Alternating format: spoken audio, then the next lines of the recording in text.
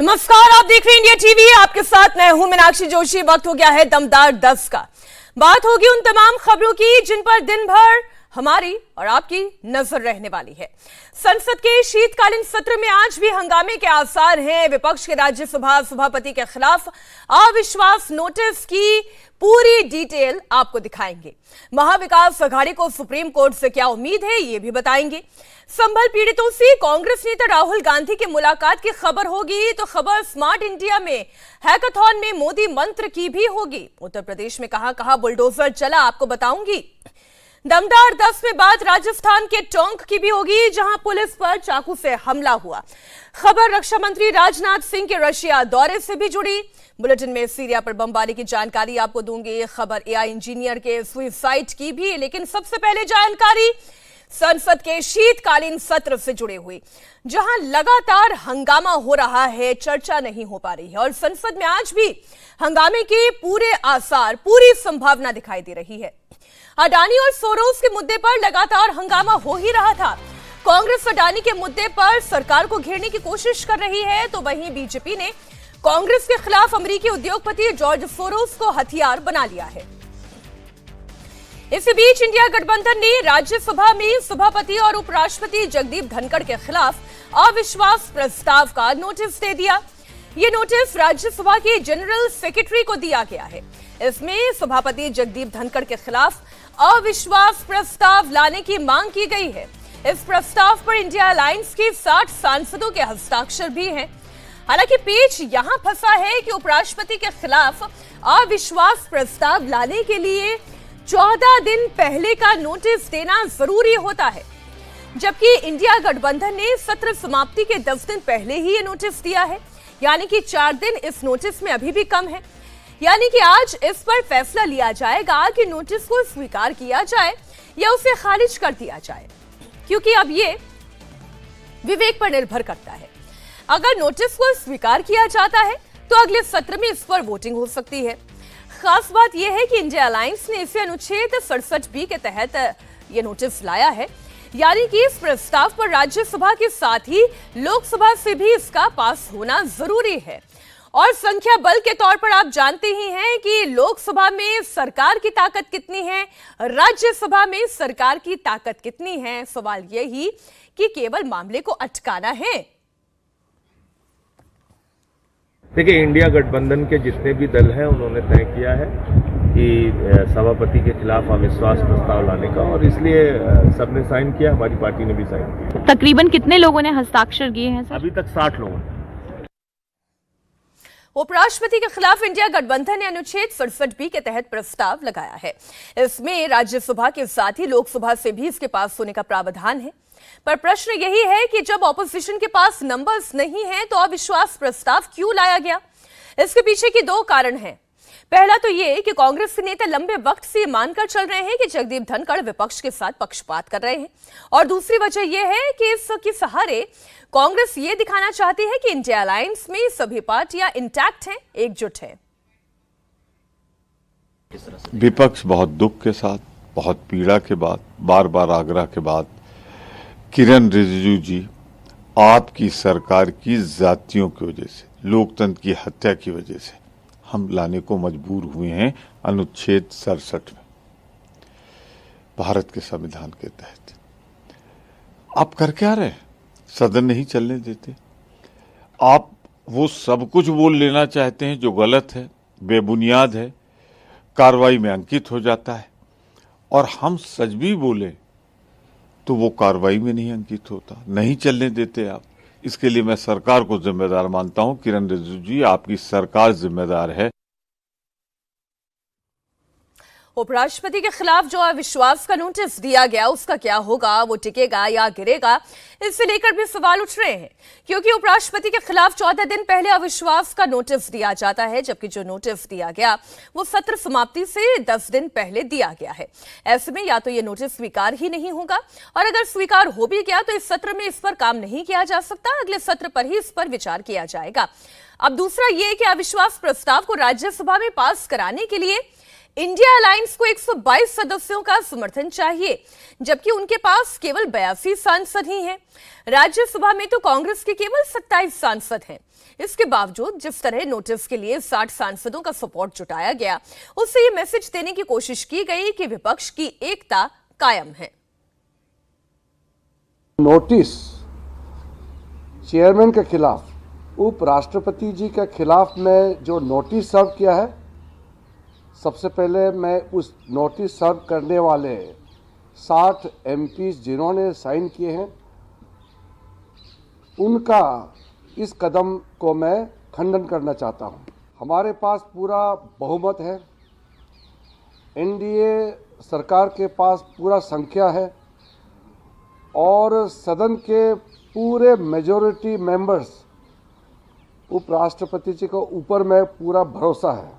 George Soros और Congress party के नेतृत्व के बीच में 60 गांठ रिपोर्ट सामने में आने के बाद जो नोटिस अपना गलत काम को छुपाने के लिए, ध्यान भटकाने के लिए जो नोटिस सर्व किए हैं चेयरमैन के खिलाफ, वो शर्मनाक है। ऐसा हरकतों से बचना चाहिए। देश के उपराष्ट्रपति जो राज्यसभा के पदेन सभापति भी होते हैं, उन्हें हटाने का नियम संविधान के अनुच्छेद 67 में दिया गया है। इस अनुच्छेद 67B के तहत इंडिया अलायंस ने उपराष्ट्रपति जगदीप धनखड़ के खिलाफ अविश्वास का नोटिस दिया है। अनुच्छेद 67B कहता है कि उपराष्ट्रपति को हटाने के लिए प्रस्ताव केवल राज्यसभा में ही लाया जा सकता है और ये प्रस्ताव 14 दिन पहले देना होता है। इसके लिए प्रस्ताव पर कम से कम 50 सदस्यों के सिग्नेचर जरूरी हैं। साथ ही इसे राज्यसभा के साथ ही लोकसभा से भी पास करवाना होता है। इतना ही नहीं, इस दौरान सभापति सदन की अध्यक्षता नहीं करेंगे। लेकिन इंडिया अलायंस ने जो नोटिस दिया है, उसमें केवल 10 दिन का समय दिया गया है। कांग्रेस का कहना यह है कि सत्ता पक्ष संसद चलने नहीं दे रहा है। ऐसे में ऑपोजिशन के पास इसके अलावा कोई और रास्ता नहीं था। हाउस तो आप नहीं चलाना चाहते, हाउस में आप बोलने नहीं देना चाहते। विपक्ष के पास और क्या रास्ता है बताइए आप। कल 2 दिन से सत्ता पक्ष, पहली बार होता है कि सत्ता पक्ष हाउस नहीं चलने देता।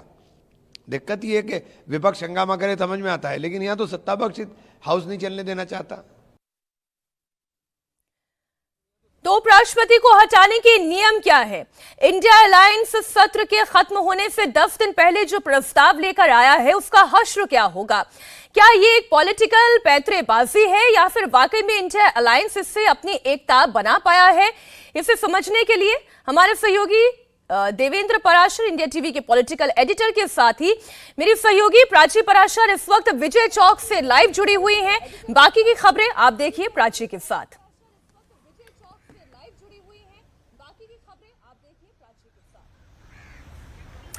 शुक्रिया मीनाक्षी। तो देखिए, इस वक्त सियासी घमासान शीतकालीन सत्र में देखने को मिल रहा है और कल जो विपक्ष अविश्वास प्रस्ताव का नोटिस दे चुका है, उस अविश्वास प्रस्ताव के नोटिस का क्या हश्र होगा? ये अविश्वास प्रस्ताव का जो नोटिस है, ये कितना टिकेगा? ये नंबर गेम से अगर आप समझेंगे तो आपको समझ में आएगा कि सिर्फ और सिर्फ ये नैरेटिव बनाने की लड़ाई विपक्ष की तरफ से लड़ी जा रही है। क्योंकि नंबर्स में अगर आप देखें तो बीजेपी 95 और जबकि कांग्रेस 27 सीटें हैं। जेडीयू की बात करेंगे तो 4 राज्यसभा सांसद हैं, टीएमसी की बात करेंगे तो 12 हैं, एनसीपी के पास 3 हैं, आपके पास 10 हैं, अन्य सहयोगी 6, डीएमके के पास 10, नॉमिनेट 6, आरजेडी 5। तो इस तरीके से जो नंबर्स हैं उसमें विपक्ष कहीं भी नहीं टिकता है। और ये जो पूरा प्रस्ताव है, ये सिर्फ पॉलिटिकल नैरेटिव के लिए लाया गया है। ये बताने के लिए लाया गया है कि जगदीप धनखड़, जो कि देश के उपराष्ट्रपति हैं, राज्यसभा के सभापति हैं, वो सरकार के पक्ष में काम करते हैं, वो विपक्ष को बोलने नहीं देते हैं। ऐसे आरोप कोई नई बात नहीं है जब सभापति पर लगाए गए हों, लेकिन इस बार विपक्ष अविश्वास प्रस्ताव लेकर आ गया है। बड़ी बात यह है कि अविश्वास प्रस्ताव लाने का जो नियम है वो है कि 14 दिन पहले आपको नोटिस देना होता है। लेकिन अब सदन की कार्यवाही मात्र 10 दिन की बची है। अगर आज का दिन भी आप मिला दें तो 10 दिन, आज का दिन आप हटा दें तो 9 दिन की कार्यवाही बची है। ऐसे में सवाल यही है कि विपक्ष अगर ये नोटिस लेकर आया है, न नंबर्स के लिहाज से कहीं टिक सकता है, न नियमों के लिहाज से कहीं टिक सकता है, तो इसके पीछे का मकसद क्या है? मेरे साथ मेरे पॉलिटिकल एडिटर देवेंद्र पाराशर इस वक्त जुड़ गए, उनके पास हम चलेंगे। देवेंद्र, चाहे नंबर्स की बात करूं चाहे नियम की बात करूं, ये नोटिस कहीं पर भी नहीं टिकता है। सिर्फ और सिर्फ एक वजह इसके पीछे समझ में आती है, वो है पॉलिटिकल नैरेटिव की, सरकार के खिलाफ माहौल बनाने की। बिल्कुल प्राची, सरकार के साथ साथ उपराष्ट्रपति के तौर पे जो चेयरमैन है, राज्यसभा चेयरमैन धनखड़, उनको भी एक तरह से एम्बेरस करने की, दबाव में लाने की, क्योंकि हम सभी जानते हैं कि ऐसा पहली बार हो रहा है कि राज्यसभा के चेयरमैन के खिलाफ अविश्वास प्रस्ताव लाया गया हो। हालांकि अगर हामिद अंसारी के कार्यकाल को देखें, जब बीजेपी विपक्ष में हुआ करती थी, तब हामिद अंसारी के कार्यशैली को लेकर भी बीजेपी के सांसदों को तब बहुत ऐतराज़ रहता था, लेकिन तब भी आलोचना भी मुखर तौर पर नहीं की जाती थी, बल्कि एक दो बार इशारों में कहा गया। ऐसा नहीं था कि अभी जिस प्रकार के हमले किए जाते हैं चेयर की तरफ, उस तरह के हमले तब हुए थे, और विश्वास प्रस्ताव की तो बात ही तब छोड़ दें।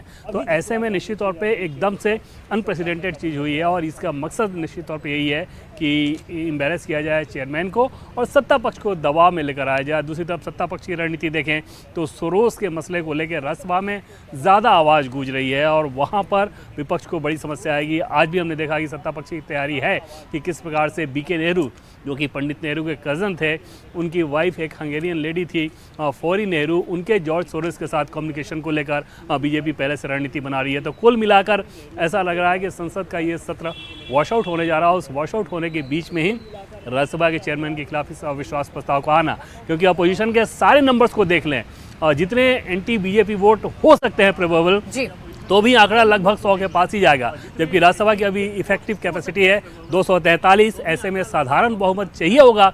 इस नोटिस को अगर स्वीकार भी कर लिया जाए तो वो नंबर्स अपोजिशन के पास नहीं है।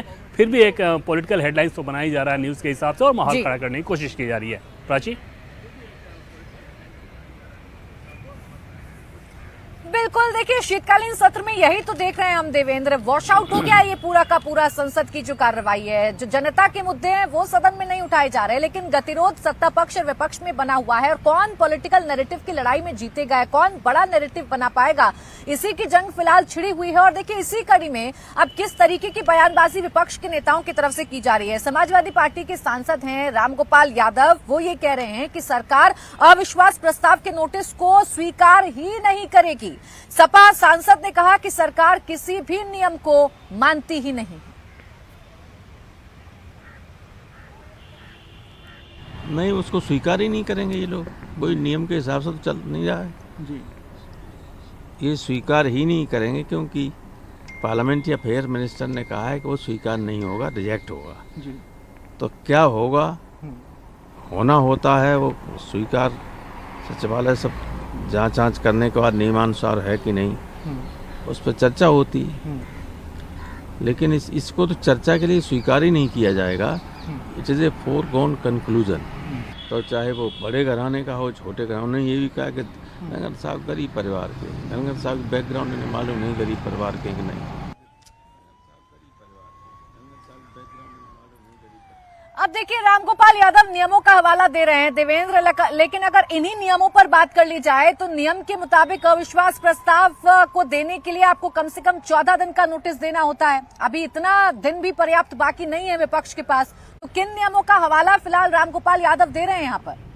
हाँ बिल्कुल प्राची, ये तो संविधान के हिसाब से है। जिस संविधान की प्रतियां इतनी ज़्यादा दिखाई जा रही हैं आज के दौर में, उस संविधान में ही है कि उपराष्ट्रपति को हटाने की प्रक्रिया क्या है, और उसमें बाकायदा ये मेंशन है कि इस प्रकार की कार्रवाई करने के लिए कम से कम 14 दिन पहले, यानी कि जब आपको नोटिस देना हो उसके 14 दिन पूर्व अपने नोटिस के बारे में इंटेंट बता दें, यानी कि सूचित कर दें लिखित तौर पर कि ये नोटिस 14 दिन बाद दिया जाएगा। तो ऐसे में संविधान के हिसाब से जब वो लागू नहीं है तो समझा जा सकता है कि रामगोपाल यादव किरण रिजिजू के उस बयान का सिर्फ सहारा ले रहे हैं। इसमें किरण रिजिजू ने कहा कि हम लोग तो चाहेंगे कि ये खारिज हो। किरण रिजिजू भी जो कह रहे हैं वो इसी वजह से कह रहे हैं कि चेयर के तरफ सत्ता पक्ष से इस बात को कहा जाएगा कि जब ये नियम के हिसाब से नहीं है, संविधान के हिसाब से नहीं है, तो इस प्रस्ताव पर विचार भी कैसे किया जा सकता है कि इसे स्वीकारा जाए या नहीं।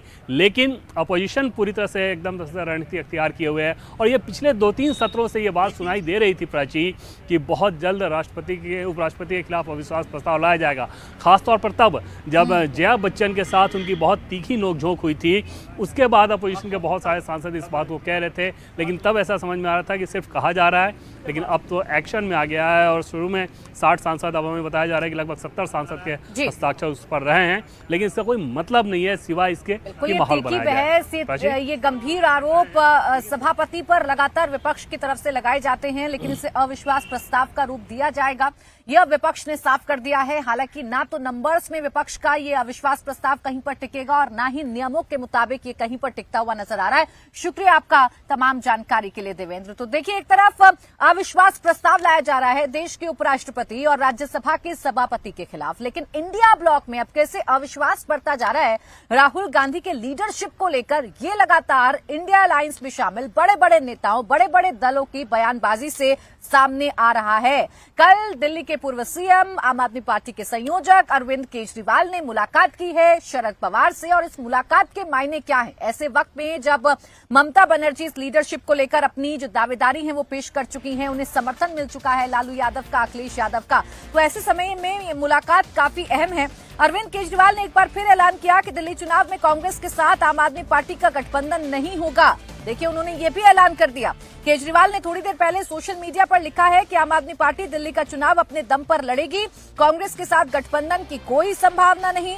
दिल्ली विधानसभा का कार्यकाल 23 फरवरी 2025 को खत्म हो रहा है, फरवरी तक चुनाव होने की उम्मीद है।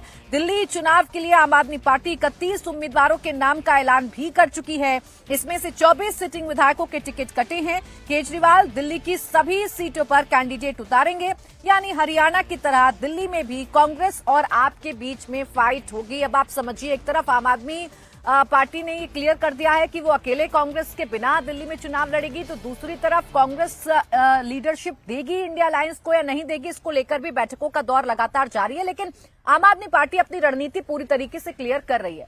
मेरे सहयोगी भास्कर इस वक्त हमारे साथ जुड़ गए हैं। भास्कर, हमने हरियाणा में भी देखा था, हालांकि हरियाणा में दोनों दलों की तरफ से कम कोशिश तो की गई थी कि आखिरी वक्त तक गठबंधन पर कोई बात बन जाए, लेकिन दिल्ली में जहां अरविंद केजरीवाल जानते हैं कि वो स्ट्रांग है, उन्होंने पहले ही किनारा कर दिया है कांग्रेस से, पहले ही बाहर का रास्ता दिखा दिया है कांग्रेस को कि आप और हम अलग अलग हैं इन चुनावों में। देखिए, दिल्ली और हरियाणा में अंतर ये है कि हरियाणा में आम आदमी पार्टी चाह रही थी कि किसी भी तरह से गठबंधन हो जाए और इसके लिए कोशिश भी की गई, लेकिन कांग्रेस ने एक ऐसी रणनीति अपनाई कि लास्ट समय तक आम आदमी पार्टी को अंधेरे में रखा और उसके बाद ये गठबंधन नहीं हुआ।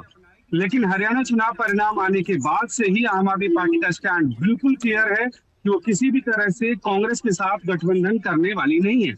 इस बार राजधानी दिल्ली में जो विधानसभा का चुनाव होने वाला है वो आसान नहीं है आम आदमी पार्टी के लिए, लेकिन आम आदमी पार्टी को ये पता है कि वो अपनी स्थिति को और मजबूत कर सकती है और इसके लिए उनको कांग्रेस के समर्थन की जरूरत नहीं है। और उनको ये भी पता है कि कांग्रेस अगर चुनाव लड़ती भी है तो कांग्रेस की जो स्थिति है जमीन पे, उससे आम आदमी पार्टी को बहुत ज्यादा कोई नुकसान होने वाला नहीं है।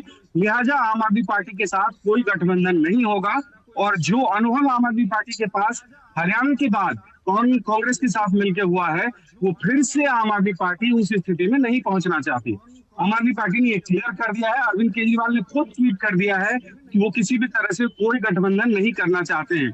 और देखिए, गठबंधन की बात तब सामने आई जब ये कहा जा रहा था कि इस बार चुनाव मुश्किल है आम आदमी पार्टी के लिए, आसान नहीं है, लेकिन आम आदमी पार्टी ये मानती है कि उनका बेंचमार्क बहुत बड़ा है, 60-65 विधायक उनके जीत के आते हैं। देखिए, कांग्रेस की जरूरत हरियाणा में थी तो आम आदमी पार्टी चाह रही थी गठबंधन हो जाए, लेकिन यहाँ दिल्ली में मजबूत है आम आदमी पार्टी, जरूरत नहीं है तो पहले ही कह दिया है कि हम आपके हैं कौन, और उसका पूरी तरीके से औपचारिक ऐलान भी कर दिया गया है। इस गठबंधन की बात पर राघव चड्ढा ने क्या कहा है, जो हरियाणा में कोशिश कर रहे थे कि गठबंधन हो जाए, वो दिल्ली में क्या कह रहे हैं, सुनवाते हैं आपको।